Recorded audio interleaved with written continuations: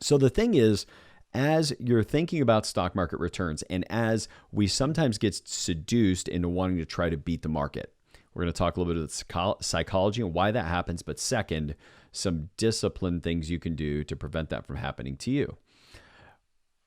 We talked about in our last episode that people will try to do things like invest in the right stock, in the right market, etc., but it gets them in trouble. And you think maybe I could beat the market, but the question is, what data do you actually rely on? And one of the big problems is there's two things constantly pulling at us. They're actually psychological issues having nothing to do with data.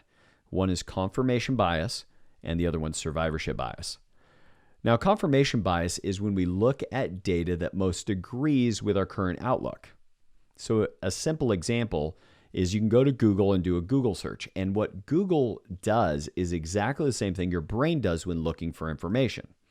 So if you search stock market crashing when, you will not get any articles about disciplined strategies, making sure that you rebalance, not jumping out of the market. You're going to get every search result that agrees with that already existing way of thinking. It's like our brain, it wants to give us more of what it thinks we want, because that's the survival instinct back when searching for food was all we wanted, or searching for your car. Like the great example is I bought a white car.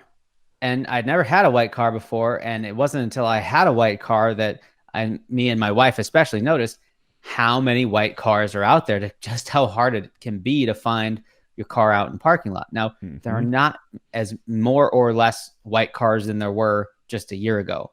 It wasn't like my magical control, it was just my brain focusing on that. Now, survivorship bias is the other one that Paul mentioned that plays into our brains. And it's only hearing from those who survive, like only hearing the sample set that supports that story already, or the person that's banging their chest saying, I saw this coming, like avoiding the tech bubble of the early 2000s and coming out unscathed. Those who left real estate before the 2008 bubble burst. Like, we know lots of people lost money in real estate during that time, but you don't hear that in the public story anymore. People who are into real estate now are those that said, oh yes, I got out at the right time, or did whatever I needed to avoid that bubble. And then there's also those who were in the stock market getting out before the drop in 2008. They bang their chest about how they got out, but that's not the whole story. Like, the whole story is how many dead bodies were on the wayside to produce those few winners. Indeed. And as you're listening today, we want you guys to think about how can you protect yourselves from these kind of cognitive errors.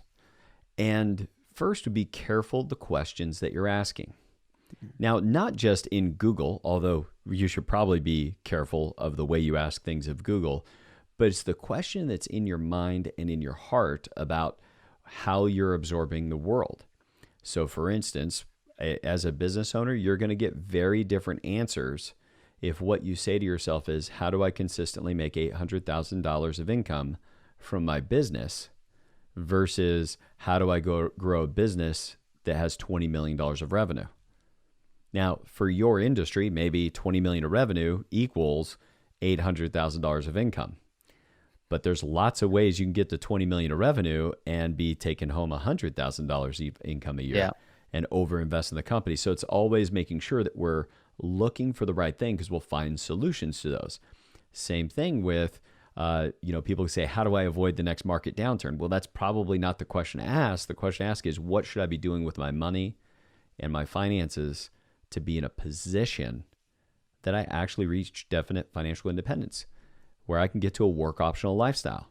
Not retirement. We've talked about in the past, this is not a retirement game. Most of you listening are not people that are wired to retire. But the reason you became an entrepreneur, the reason you became a business owner was why? Freedom and autonomy.